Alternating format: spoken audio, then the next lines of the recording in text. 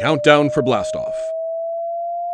X minus 5, minus 4, minus 3, minus 2, X minus 1. Fire.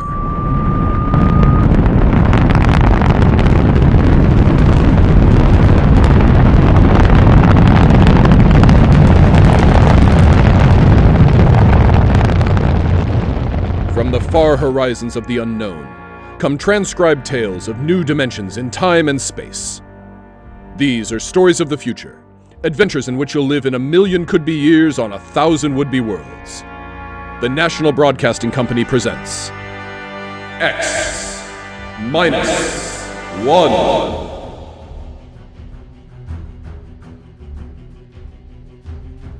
Tonight, Hallucination Orbit by J.T. McIntosh.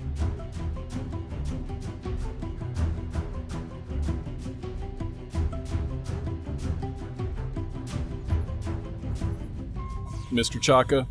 Sir? Stand by to release pickup rocket. Yes, sir. We'll break orbit in 8 hours. Have damage control pull the rods on the number 3 pile, and then check the leakage. Yes, sir. Try and have the locks cleared of all unessential personnel when that pickup rocket comes back. There's no point in making trouble. I understand, sir.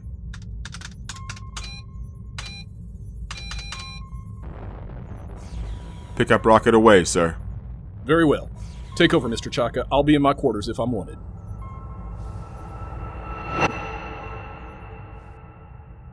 Well, now then, Mr. Danbury, make yourself comfortable. Why, thank you, Captain. Do you care for a drink? Scotch in that bulb, bourbon in the other. No, thank you. Can't quite get used to squirting liquor from a rubber bulb, as if I were oiling a bearing. Well, you'd have a devil of a time pouring from a bottle in freefall. Well, how are you enjoying your trip? It's very interesting. It was very nice of you to give me a lift. You know, it would have been 8 months before another ship came along. Oh, a lot more than that. With the main Pluto beam station out, probably 8 years. Really, that long? I thought the whole run to Pluto was under 18 months. Yes, it is, when the beam is running. You see, Mr. Danbury, we left Earth 27 days after the beam, broadcast from Pluto station, broke. We've been spaceborne close to 6 years. I suppose that's why you're in orbit around this planet. Picking up supplies or something, eh? Oh, no. This is a standard pickup for the space beam service. We sent a rocket down to take off a man who's been the only inhabitant of this planet for a little over 2 years. Well, I expect he'll be glad to see you. Well, there's no telling. I know I would. After 2 years of duty, Mr. Danbury, you might not know anything. Oh? Psychiatric troubles? Solitosis. It's from the Latin, solus, alone. Is that much of a problem? Only in space. Here, look. Look through that port. Seems empty. It is. It's empty of horizon, sky, sunlight, ground. It's empty of time. It's empty of people. You can't live in it too long without something happening. I see. But surely people have been alone before spaceflight. Ah, yes, but they've been on the same world with other people, and that seems to make a difference. You take a hermit on Earth. He may spend his life trying to escape civilization, but put him on a deserted world? He turns psychotic. Is there a cure? Oh, sure. Put him back with people. At least about 40 people. That seems to be the critical number. See, I have 48 in this ship's complement. I could run her with about 18, but if I tried to, I'd have psychos on my hands 6 months after blastoff. But then, every one of these men on the beam stations, they're all alone, aren't they? That's right. Well, then they must get it. Oh, they do. It wouldn't pay to leave more than 40 men on a space station, and less than 40 is too dangerous. Solitosis can be homicidal, so they leave one man, and he gets it all right. But you can snap him out of it just by taking him back to Earth. That's why I like to have as few people as possible around when the pickup ship comes back. It can be pretty unpleasant. What are they like? How does it affect them? Well, so far I've picked up about 28 space station officers. I've seen 28 different sets of symptoms.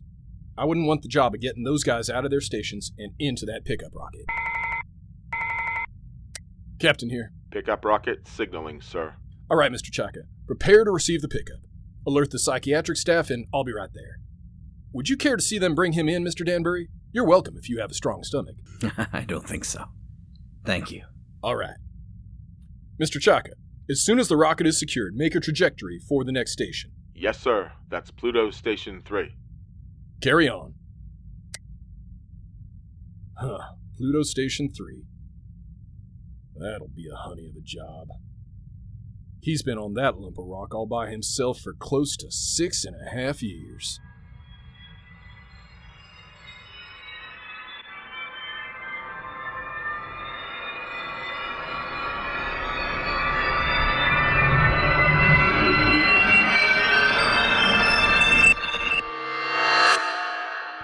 Pluto Station 3, Daily Report. Colin Ord, Space Officer. Everything is in fine shape. Through my port, I can see Mars, Earth, Saturn, Mercury. Ha ha! Ah, that little devil. He's hiding behind the sun. He's been quite furtive lately. Why I'm required to record this report every day escapes me. Because it's quite obvious to any empty-headed brass hat at the central office that not a word of this has been worth the tape it's been recorded on for the last 5.5 years. But if it amuses you, gentlemen, to hear me wander, after all, you are paying for the tape. Which gives me a fine thought. I'm going to set the pickups through the whole station and leave the tape running. That'll give you a daily report all day. So keep on listening. Right now, I have the distinct impression that Earth is winking at me. A rather suggestive lewd wink. It helps to see the planets, doesn't it? Oh, I thought you were reading. I was. You know, if you hadn't been able to see the planets, you would have been a straitjacket case long ago. Well, who knows, I'm not one now. You don't, anyway. Well, I think that so long as you talk sanely about madness, you can't be so far gone. It's out there somewhere, isn't it? The rescue ship? Somewhere. How long now, Colin? Where could they be now if they started whenever the beam failed? I haven't worked it out since the last time you asked. But they could be very close. If the beam hadn't failed, they would have been here long ago, wouldn't they? Oh, sure. 11 months with the beam, over 6 years without it. Well, anyway, that triple time. 6 years' pay adds up to quite a pile. Oh, you'll be set up for life when you get back to Earth, won't you? And at 29... I'll be rotten with money. Oh, well, it's been nice knowing you. That's because of the others before you. I've learned a lot. Never talk of the others. And above all, never talk of any others to come. I'm sorry. Would you like to play chess? It's a long time since we did. I don't think so. Not anymore. I'm a little tired of chess. Oh, I know. I understand. I won't bother you. I'll go to my room, Colin. Well, don't get upset. I'm not. I understand. You're just tired of chess. You still listening, gentlemen? That last few minutes might have been a little confusing. You'd like to know who I was talking to, wouldn't you? I'm afraid you can't hear her on the tape. That's Una, and I'll tell you what she looks like. You might find it interesting. She's beautiful, but rather cool. She always wears a white shirt and sharp-creased green slacks. She's got a good figure, but in a calm sort of way. She plays a good game of chess, although I beat her 2 out of 3 times. Of course, you know why you can't hear her on the tape. But I still know. That's a point in my favor, isn't it? And that brings up an interesting question, gentlemen, because I'm tired of Una. I'm beginning to find her a long, cool, slightly unappealing bore. My problem is how to get rid of her. I can't just tell her to vanish. She's a little too real for that. I dreamed up a ship to bring her. I'll have to find another to take her away. Well, I might as well get to it. No, I'm not going to bother about the ship. It's too much mental effort. I'd have to think up everything I saw, and frankly, gentlemen, I'm too tired. Maybe she'll take the hint. A lot of them did. Susie did, and Alice.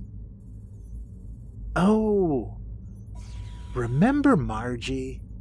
Oh, there was a girl. A load of bricks had to fall on her head. Took me 4 weeks to get rid of her. No. Let Una figure her own way to get off the station. Well, she's gone. I thought she might. Her ship's gone too. Well, all in all, I don't think Una was really very satisfactory. One of these days I'll start believing in them, and I'll be really gone. Well, if I activate the main screens now, I'll see a ship coming into land pretty soon. Every once in a while, I have a thought that when the ship really comes, I'll think it's make-believe. Yes, there it is. A small ship curving in for a landing. I suppose I could check on the detectors. I know they register anybody within 100,000 miles, but I don't bother checking them anymore because someday the moment will come when I check the detectors and I'll see just what I want to see. Well, the ship's coming in for a landing now. I'll go out and meet it. I'm rather interested to find out what the explanation will be for the girl. Naturally, it will be a girl.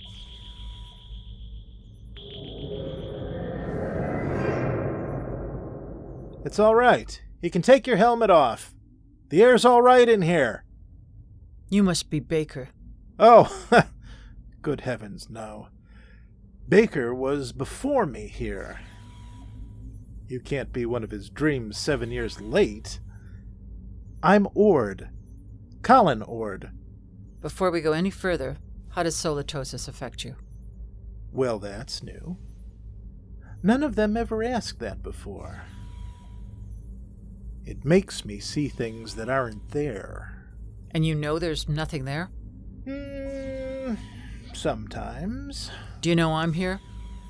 I'm making a point of not wondering about it. Well, one thing you can be sure of. This.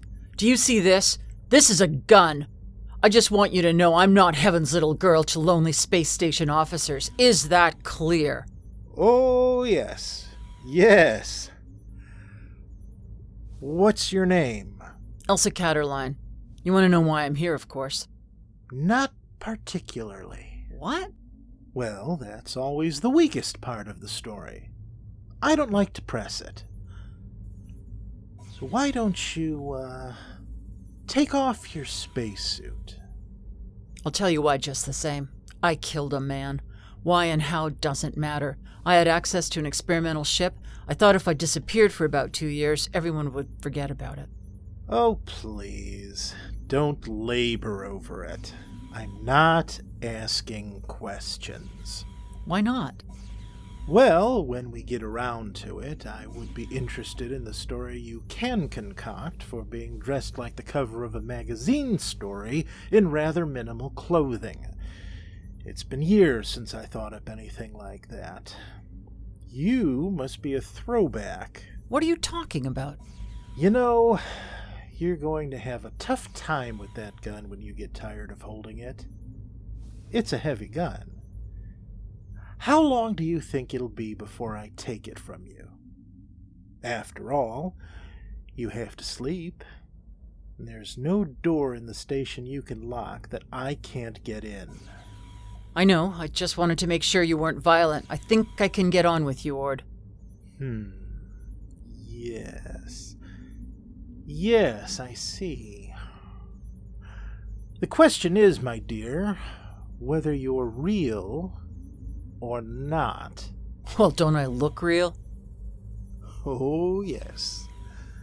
But that doesn't prove anything. As a matter of fact, the realer you look, the worse off I might be. But then, there still is the remote possibility that you might actually have killed someone and decided to hide out in a space station. Shall I tell you something else, Elsa? What? I'm suddenly tired of the whole business. Breathes there a man with soul so dead? I'm sure you know the rest of it. I would suddenly like to have enough people around me so that I could be sane.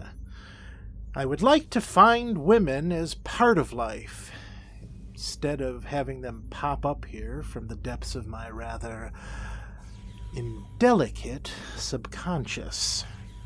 Ah, but you've shaken me, Elsa. 24 hours ago, I was congratulating myself that solitosis hadn't really gotten me. But now, I don't know. Just don't try anything funny, or you'll find out whether I'm real. The hard way. Anyway is the hard way. First, I'll go out and have a look at your ship.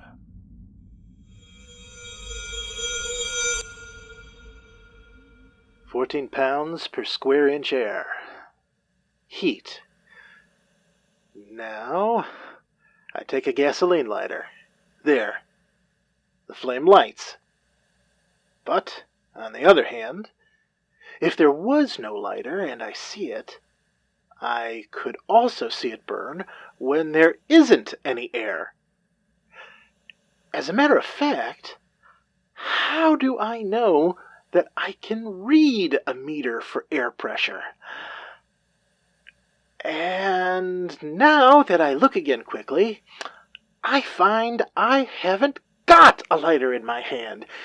And, as a matter of fact, the pressure meter reads 0. There's no air in this ship.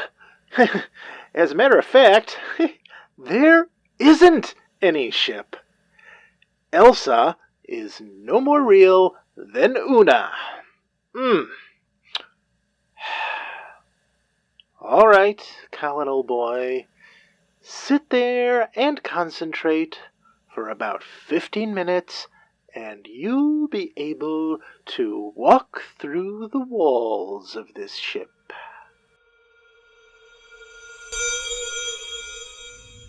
Well, what did you find out there? You'd better leave. It was a mistake your coming here. I'm sorry. No, don't come any closer to me. Put down the gun. Keep back. I'm warning you. Keep back. You see? It's no use. Oh, you're a good shot. You got me right between the eyes. But I couldn't feel a thing. I can't let myself be shot now, can I? Give that to me. There. Now, remember, if you shoot me, nothing happens. But if I shoot you, you die. Do you know that? Yes, I know that. I'll give you about 20 minutes to get yourself back into that spacesuit and get off my planet! Frankly, I'm getting tired of hallucinations. Tired! Give me back my gun. No. I'll keep that. After a while, I'll put it in a drawer. It'll stay there until I forget it. Then there won't be any gun anymore. From now on, my overblown figment, there will be no more Elses, or Susies, or Margies. I am not going to give in to salatosis. Maybe I'll bring Una back. At least she could play chess.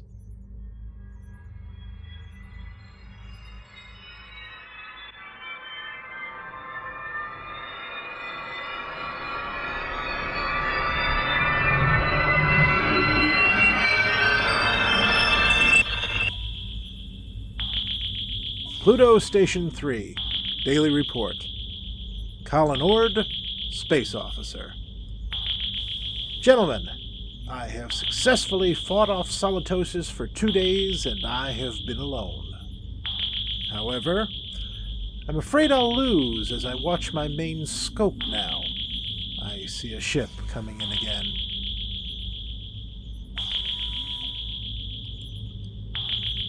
I wonder what this one will be like. It's a launch from a larger spaceship. Maybe a lifeboat. Dorothy came in on a lifeboat. I wonder what this one will be like. I've got to find out when she comes whether she's real. That's the key. As long as I know if she's real, when I don't care anymore, that's when it's really got me. The ship's down now. There she comes out of the airlock. I've got to find out whether she's real. Colin Ord? That's right. I'm Dr. Lynn of 4 Star Lines. Marilyn Lynn?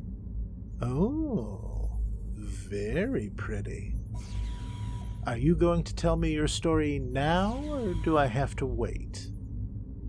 I'm not going to tell you anything until I found out a little more about you. Well, you're an improvement on the last one. At least you're young and beautiful. And you're not fantastic. And you look intelligent. What do you mean? Oh, don't worry about me. I see things that aren't there. Particularly people. Oh, so you don't believe I'm here? Would you, if you were me? Do you know I'm not here? No. That comes with time. At least it always has so far. You mean you've always proved to yourself that your visitors are fantasies? With a struggle. Interesting. Controlled salatosis. Huh. I never heard of it before. It's a pleasure to meet you, Mr. Ord. No. That doesn't make you real. They all say that. Why should I want to make you accept me as real? I don't know. But they all do. When will you know? Oh, I can't say. Maybe in 5 minutes? Maybe not for hours. How do you do it? You don't shoot me to see if I die or anything like that, do you? No, nothing like that. If I shoot you, you do die. Like the witches in history. They'd die if they were, and they'd die if they weren't. Your mind has remained agile enough. Naturally. I never heard of salatosis inhibiting intelligence. Would you like some coffee? Is that part of the test? Whether more coffee is actually drunk than you drink yourself? No. That doesn't help. It would be very easy for me to make half what I thought I made. To fill a non-existent cup with nothing and pass it back to a non-existent girl. You look afraid. Why should I be? What am I doing? Am I doing something I don't know I'm doing? No. Would you like me to wash the cups for you when we're done? That won't prove anything. Next time they were used, I could just imagine they were washed, couldn't I? Where are you going? To find out if you're real. My ship? Go ahead. Good luck.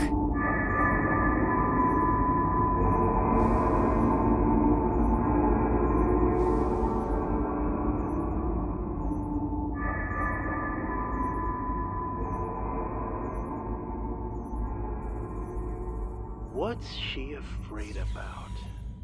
Something I said? None of the others were really afraid of me. I can't tell yet. Nothing's happened. The meters all read 15 pounds to the square inch air pressure, but that's no good. I can't tell if I'm reading them at all. Oh. Well, the wall's solid enough. My hand hurts. That doesn't prove anything. Supposing I open my faceplate. If there's no ship and no air...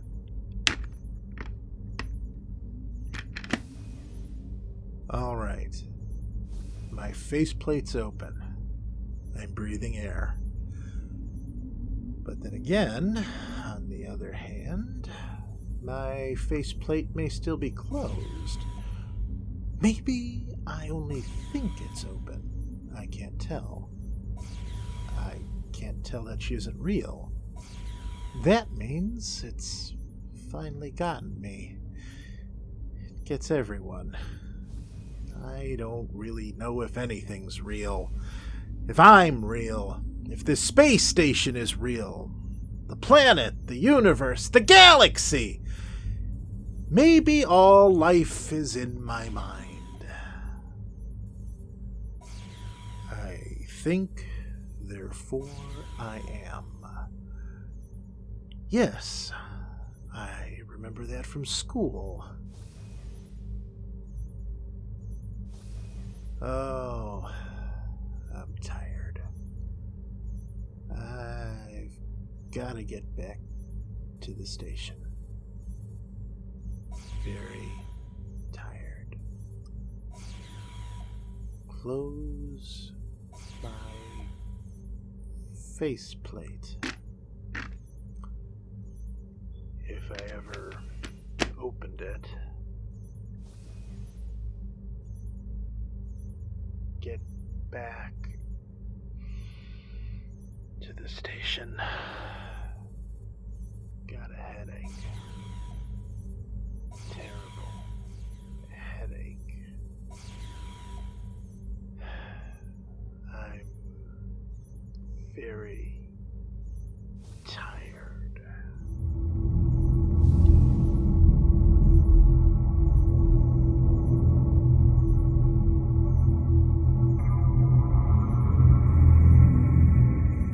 Are you all right now? Here, drink this.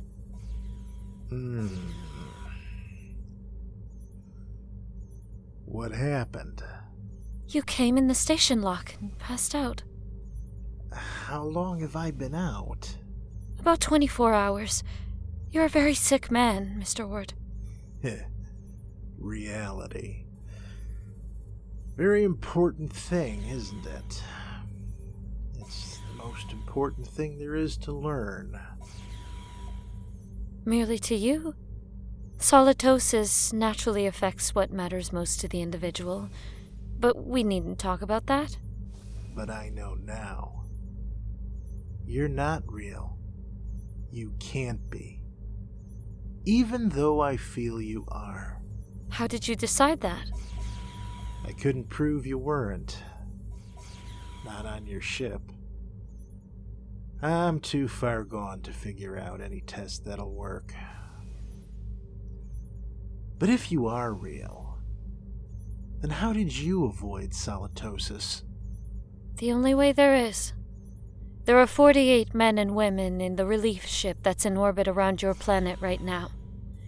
I came down in the pickup rocket. We have well above the critical number of people. I keep rational by knowing they're up there, in the orbit. And as soon as I'm ready, I'll take you back up there. Well, I suppose I can wait. I don't really care if you were real or not anymore. I know. It'll take a long time before you care. You sound sad. What's the matter? It's the way you look at me. What do you mean? What do you see when you look at me? Well, you're strong. Sort of quietly beautiful. About my age. You're wearing a tunic and slacks. And you don't have a wedding ring. I noticed that. That's what I thought you saw. I'm real, but not your picture of me. I'm a doctor, Mr. Ord. All first contacts with station officers are made by trained psychiatrists. I'm a doctor. And I was a girl once, but that was 40 years ago. I'm 66. You can't be. Oh, yes. It was very nice to be a girl again. I could see myself in your eyes, and I almost felt young again. As I grow old in the next few weeks, Mr. Ord, you'll be recovering. That will show you how your case is progressing. When you see me as I really am, you'll be all right. Assuming you're real, Marilyn, it really must take something to come down alone to see one of us. I think I see you now, as you really are.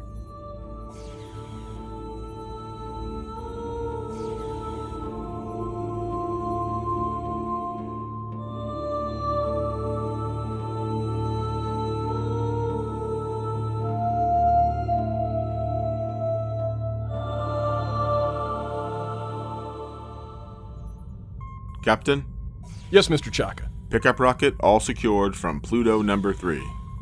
How is the poor fellow? Good as can be expected. He came on board with Dr. Lin. Mm-hmm.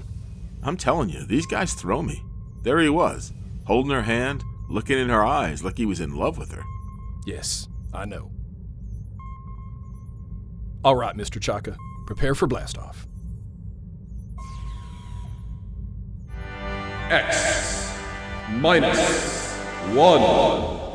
You have just heard X-1, originally presented on May 15th, 1956, by the National Broadcasting Company in cooperation with Galaxy Science Fiction magazine. Tonight, by transcription, X-1 has brought you Hallucination Orbit, a story from the pages of Galaxy, written by J.T. McIntosh and adapted for radio by Ernest Kenoy. Featured in tonight's cast were Mark Kalita as Colin Ord, Lothar Tuppen as the Captain, Jack Ward as Mr. Danbury, Jeff Billard as Mr. Chaka, Angela Young as Una, Jan Dieter as Elsa, and Tanya Milojevic as Marilyn. Sound design, direction, and mastering by Jeffrey Billard. Opening sequence by Lothar Tuppen. Special thanks to Larry Groby and the Generic Radio Workshop for providing the script. This program is dedicated to our dear amigo Bill Holweg, who loved the X-1 series and who opened the way for many of us. This is Lothar Tuppen speaking.